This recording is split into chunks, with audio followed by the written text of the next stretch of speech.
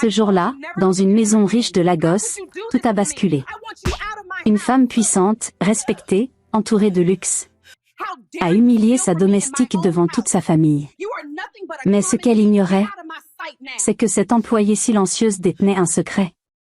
Un secret capable de faire pleurer son mari, faire trembler sa fille, et détruire la réputation qu'elle avait mis des années à construire. Voici l'histoire de ce qui s'est passé ce soir-là. Ada rentrait enfin chez elle après une journée épuisante. Cette femme d'affaires riche et puissante portait toujours des tailleurs impeccables et des talons qui claquaient sur le sol comme des coups de feu. Mais ce soir-là, elle était à bout de nerfs.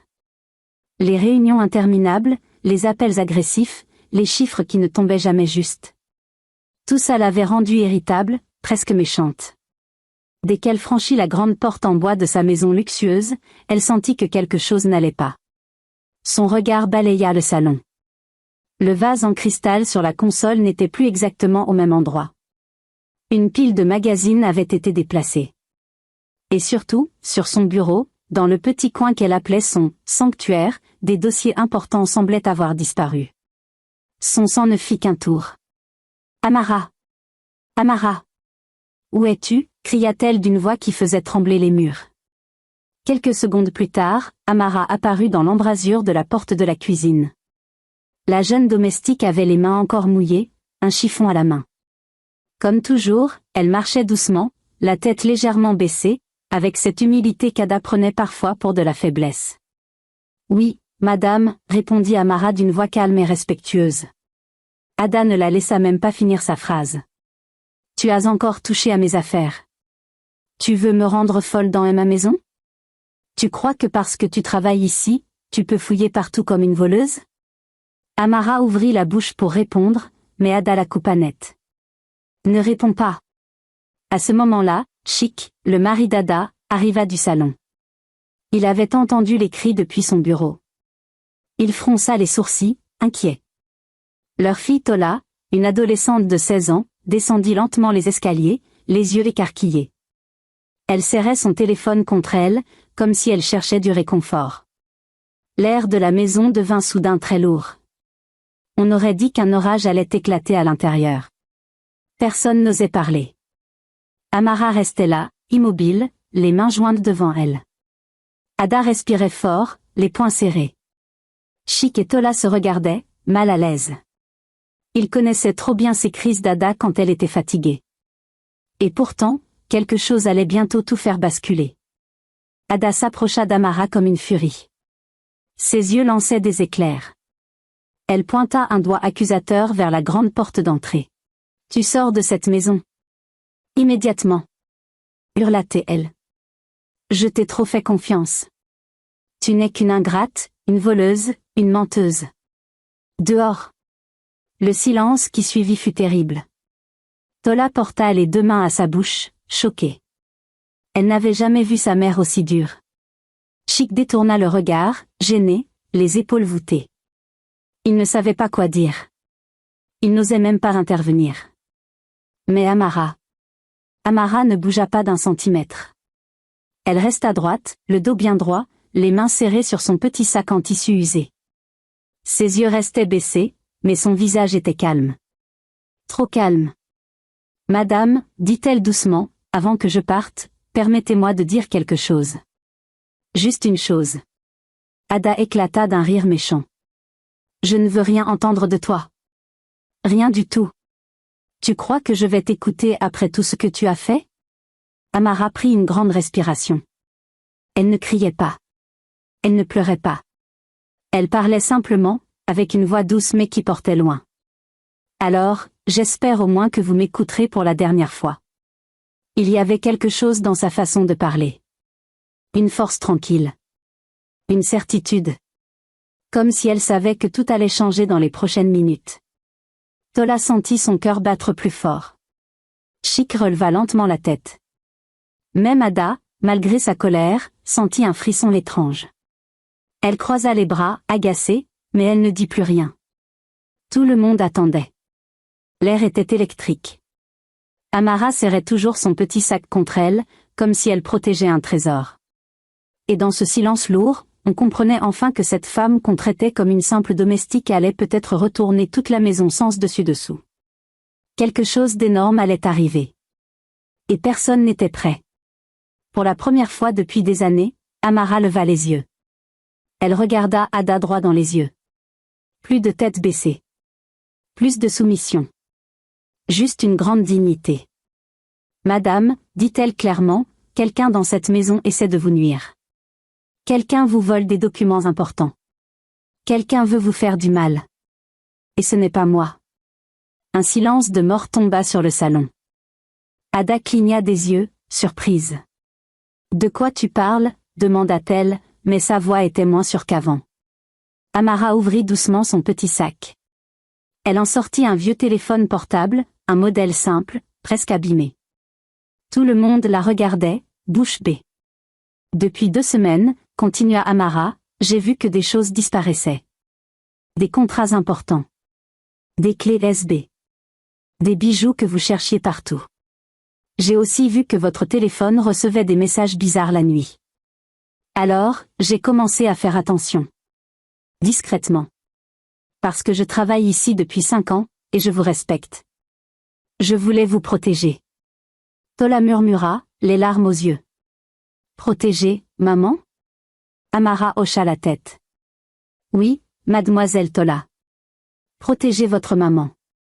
Mais je savais que si je parlais trop tôt, personne ne me croirait. On m'aurait accusé encore plus.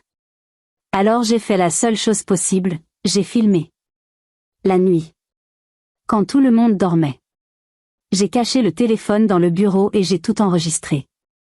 Ada sentit sa gorge se serrer. Elle déglutit difficilement. Chic recula d'un pas. Ses yeux étaient déjà remplis de larmes. Il tremblait. Il savait. Il savait déjà ce qui allait arriver. Amara tourna lentement l'écran du téléphone vers la famille.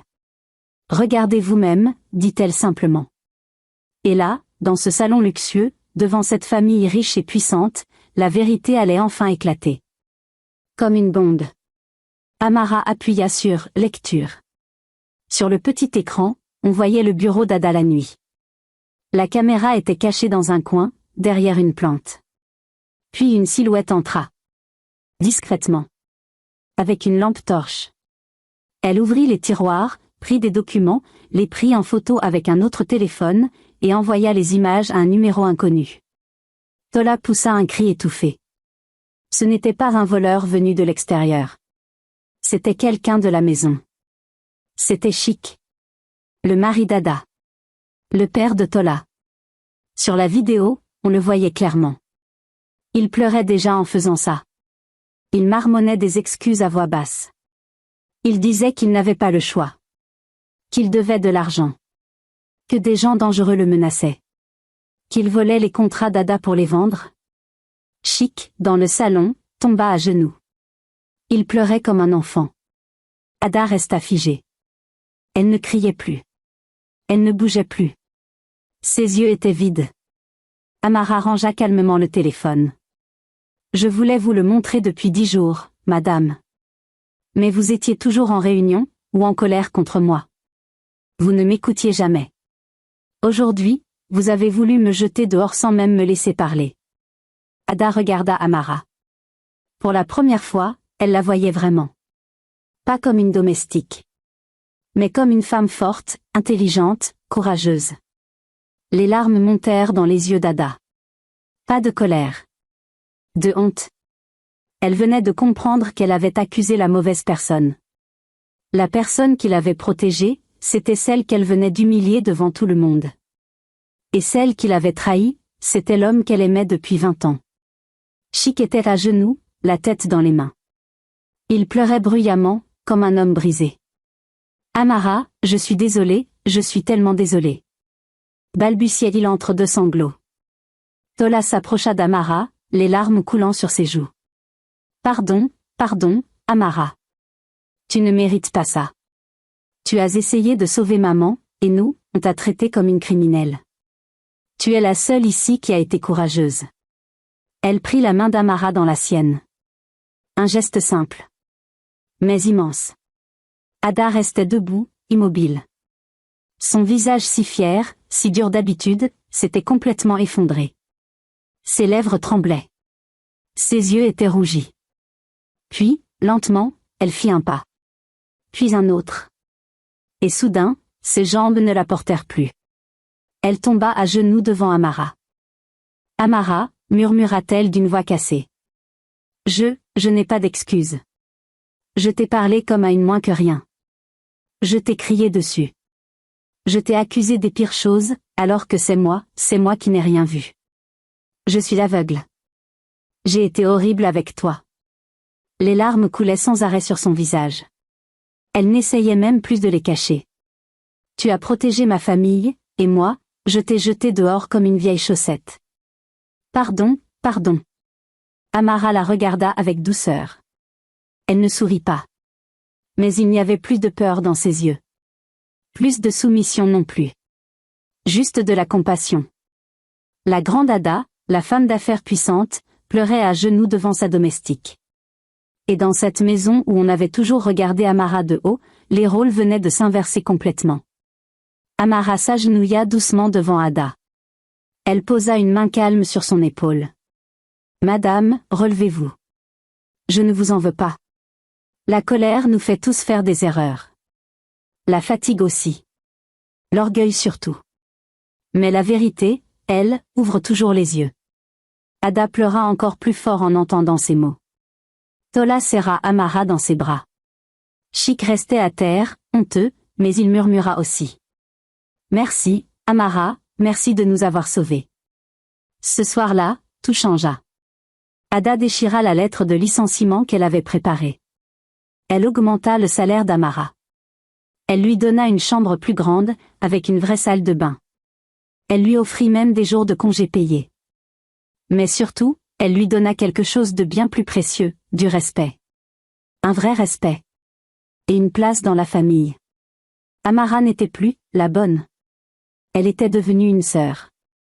Une amie. Une protectrice.